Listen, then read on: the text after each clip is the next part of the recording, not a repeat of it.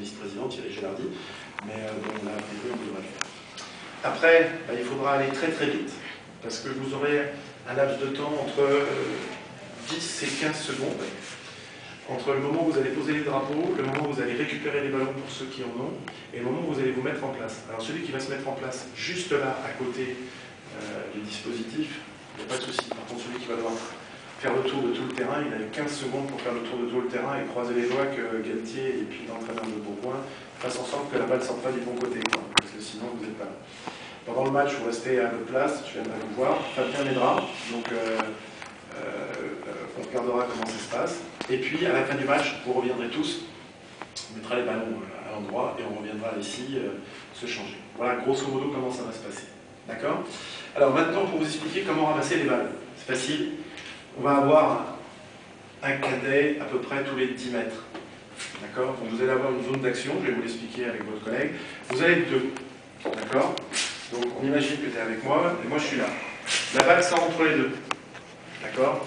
Principe de base, on est dans un principe de base où chacun a un ballon. Ok? Chacun a un ballon. Là, c'est une équipe. C'est-à-dire que vous vous regardez, hop, toi tu vas chercher la balle, et moi je me mets derrière le juge de touche, je prends ma balle et j'attends que le talonneur arrive. Que ce soit le talonneur de Bourgoin ou le talonneur du stade. Bien évidemment, vous évitez les passes grillées de 4-5 mètres, voire un peu plus pour ceux qui ont un peu l'habitude. Pourquoi? Parce que les joueurs, ils arrivent, ils sont dans leur match. Si vous envoyez une passe grillée, je ne fais pas attention, la balle reste là, tout le monde s'en fout. Donc là, vous attendez que le talonneur vous fasse signe et vous donne la balle. Pendant ce temps-là, le collègue il est allé chercher la balle. Là, devant la tribune, soit elle est à l'extérieur, parce qu'on la récupère, comme tu as déjà un ballon, tu reviens et tu viens me donner mon ballon à moi. D'accord? Donc toi, tu as un ballon, et moi j'ai de nouveau un ballon, le talonneur a son ballon, il lance. D'accord? C'est très simple. Dans le dispositif, on aura aussi des moments où le collègue ici, lui, n'aura pas de ballon. Ceux qui seront en bout de terrain n'auront pas de ballon. Donc on imagine qu'il n'a pas de ballon. Forcément, là c'est toujours lui qui va chercher la balle, et toujours moi qui vais la proposer. Puisque moi j'ai une balle, je viens, je propose, toi tu vas la chercher, peu importe où elle est. Quand je reviens et que je prends ma place, tu es allé chercher la balle et tu me la donnes. D'accord? Par contre, quand vous avez deux ballons, chacun a un ballon, c'est une fois un et une fois l'autre qui va chercher la balle. Ne courez pas tous les deux chercher la balle et proposez pas tous les deux votre balle. Il y en a un qui y va, cette fois-ci c'est toi qui vas chercher la balle, c'est moi qui la présente. La fois d'après, on inverse, on se regarde et puis voilà. C'est aussi simple que ça. D'accord?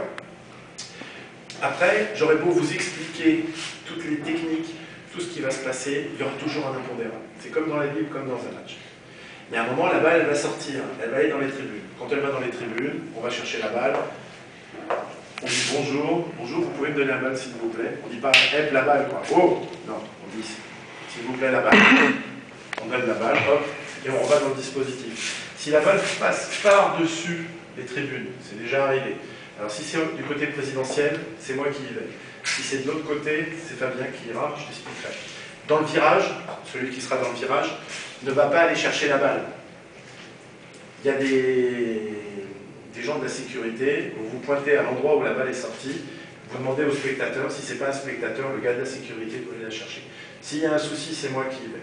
Je suis le seul responsable à pouvoir me déplacer partout dans le dispositif. Après, il y a l'impondérable. Alors là, c'est arrivé il y a 3-4 mois de ça. Dans l'entrée d'un virage, c'est ce qu'on appelle un vomitoire. Le vomitoire, ça ne sert pas à dégueuler, hein, d'accord? C'est ce qui sert à rentrer dans le stade. Et là, il y a une pénalité, et la balle, alors nickel chrome, hein, la balle elle passe entre le vomitoire, sans toucher les bords, bim. Et là, le gamin, il ne sait pas quoi faire. Il regarde, il commence à passer par-dessus la balustrade, il ne sait plus. Non, vous restez dans votre dispositif, les gens qui sont autour de vous sont là pour vous encadrer. Si la balle va au-delà d'un endroit où vous pouvez y avoir accès, vous demandez au gars de la sécurité, vous pouvez aller chercher la balle s'il vous plaît, si ça pose un problème, moi je suis toujours là, je regarde. D'accord?